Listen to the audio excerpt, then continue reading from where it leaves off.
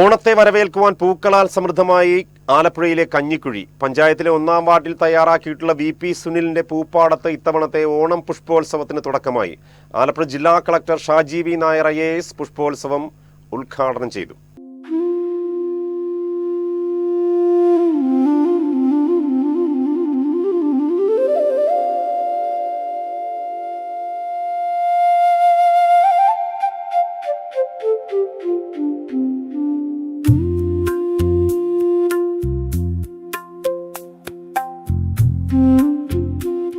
അഞ്ച് നിറങ്ങളിലായി 20,000 ചെണ്ടുമല്ലിയും 10,000 വാടാമുല്ലയുമാണ് ഇവിടെ പൂത്തുലഞ്ഞു നിൽക്കുന്നത്.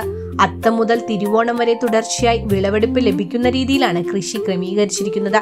കഞ്ഞിക്കുഴി പഞ്ചായത്തിന്റെയും കൃഷിഭവന്റെയും സഹകരണത്തോടെ കർഷകർക്ക് പുറമെ കുടുംബശ്രീയും സ്വാശ്രയ സംഘങ്ങളും പ്രദേശത്ത് വിപുലമായി പൂക്കൃഷി നടത്തുന്നുണ്ട്.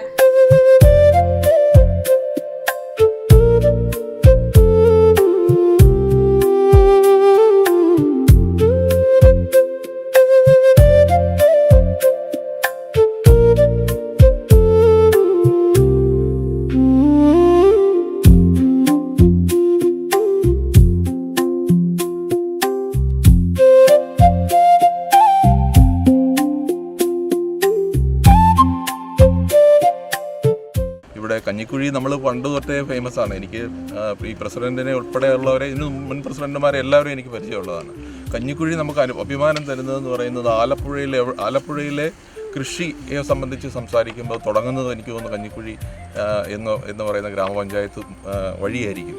എറണാകുളത്ത് ഞാൻ കുറച്ചധികം സമയം ഉണ്ടായിരുന്നു. ഈ എറണാകുളത്ത് ചെല്ലുമ്പോഴും കഞ്ഞിക്കുഴിയിലെ ചീര, കഞ്ഞിക്കുഴിയിലെ ഇവിടുത്തെ പച്ചക്കറികൾ ഇതെല്ലാം അവിടെ അവൈലബിൾ ആയിരുന്നു. അപ്പോൾ കഞ്ഞിക്കുഴി എന്ന് പറയുന്നത് എന്നാൽ കൃഷിക്ക് അത്ര അനുയോജ്യമായ മണ്ണാണ് പ്രസിഡന്റ് സൂചിപ്പിച്ചതുപോലെ എന്ന് ചോദിച്ചാലല്ല. പക്ഷേ ശ്രമം കൊണ്ടും ശക്തമായ തീരുമാനങ്ങൾ കൊണ്ടും അത് നടപ്പാക്കുന്നതിലെ ഉള്ള ഒരു കൂട്ടായ്മ കൊണ്ടും കഞ്ഞിക്കുഴി ഒരു കൃഷി ഭൂമിശാസ്ത്രത്തിലെ ഒരു ഇടം പിടിച്ച സ്ഥലമാണ്. അപ്പോൾ അതുകൊണ്ട് ഒരു നിശ്ചയദാർഢ്യത്തിൻ്റെ ഒരു പ്രദേശമായി കഞ്ഞിക്കുഴിയെ കാണാം.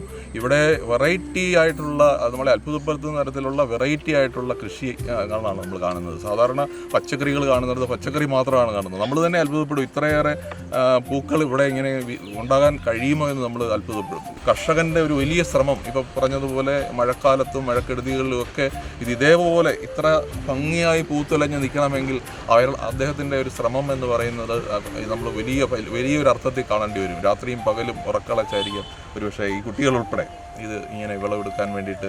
നമ്മളിപ്പോൾ കാണുമ്പോൾ കളർഫുള്ളായ ഒരു പൂ മാത്രമാണ് കാണുന്നത്. അതിൻ്റെ പുറകിലുള്ള ശക്തമായ ഒരു എഫേർട്ട് അതിനെ കാണാതിരിക്കാൻ കഴിയുന്നതല്ല. Panchayat president M. സന്തോഷ് കുമാറിന്റെ അധ്യക്ഷതയിൽ നടന്ന ചടങ്ങിൽ ജനപ്രതിനിധികളും കൃഷി ഉദ്യോഗസ്ഥരും പങ്കെടുത്തു.